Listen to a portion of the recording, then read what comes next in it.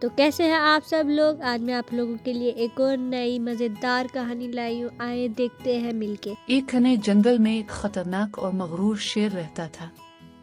وہ خود کو جنگل کا بادشاہ سمجھتا تھا اور جنگل کے تمام جانوروں کو اپنا غلام بنایا ہوا تھا۔ روزانہ وہ حکم دیتا کہ کوئی نہ کوئی جانور اسے کھانے کے لیے شکار بنے۔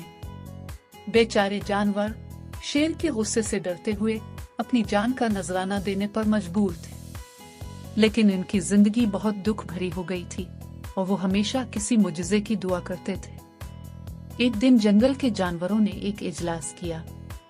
انہوں نے فیصلہ کیا کہ ہر دن ایک جانور اپنی باری پر شیر کے لیے جائے گا تاکہ سب کو کچھ سکون ملے۔ اس روز ایک چالاک اور ذہین خرگوش کی باری آئی۔ خرگوش نہایت عقل مند تھا اور اس نے طے کیا کہ وہ شیر کے ظلم کو ہمیشہ کے لیے ختم کرے گا۔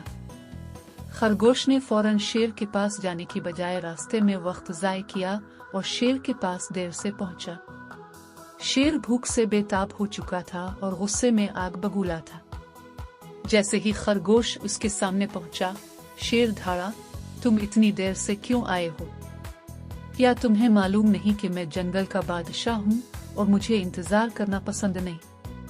خرگوش نے ادب سے سر جھکا کر جواب دیا، اے عظیم بادشاہ، میں وقت پر آپ کے لیے آ رہا تھا، لیکن راستے میں ایک اور شیر نے میرا راستہ روک لیا۔ اس نے دعویٰ کیا کہ وہ جنگل کا اصلی بادشاہ ہے اور مجھے دھمکی دی کہ میں آپ کے پاس نہ آؤں۔ شیر یہ سن کر غصے سے پاگل ہو گیا۔ کیا ایک اور شیر میرے جنگل میں؟ مجھے فوراً اس کے پاس لے چلو، میں اسے بتاؤں گا کہ یہاں صرف ایک بادشاہ ہے۔ خرگوش نے چالاکی سے شیر کو ایک گہرے کنویں تک لے گیا۔ کنویں کے قریب پہنچ کر خرگوش نے اشارہ کیا، وہ شیر اس کنویں کے اندر ہے اور وہ کہتا ہے کہ وہ اب سے زیادہ طاقتور ہے۔ شیر نے فوراً کنویں میں جھانکا۔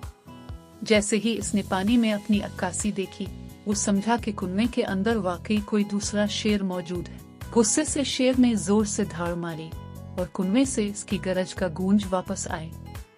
شیر نے یہ سمجھا کہ دوسرا شیر اسے للکار رہا ہے۔ میں اسے سبق سکھا دوں گا۔ شیر غصے سے چلایا اور کنویں میں چھلانگ لگا دی، یہ سوچتے ہوئے کہ وہ اپنے دشمن پر حملہ کر رہا ہے۔ لیکن کنواں گہرا تھا اور شیر پانی میں ڈوب گیا۔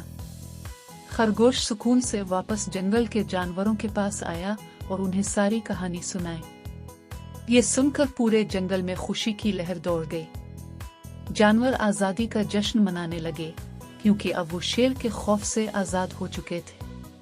کہانی کا سبق، عقل اور حکمت سے بڑی مشکل کا حل نکالا جا سکتا ہے۔ اگر آپ کو میری ویڈیو اچھی لگی ہو تو اسے لائک، شیئر، سبسکرائب کرنا نہ بھولیے گا۔ خدا حافظ۔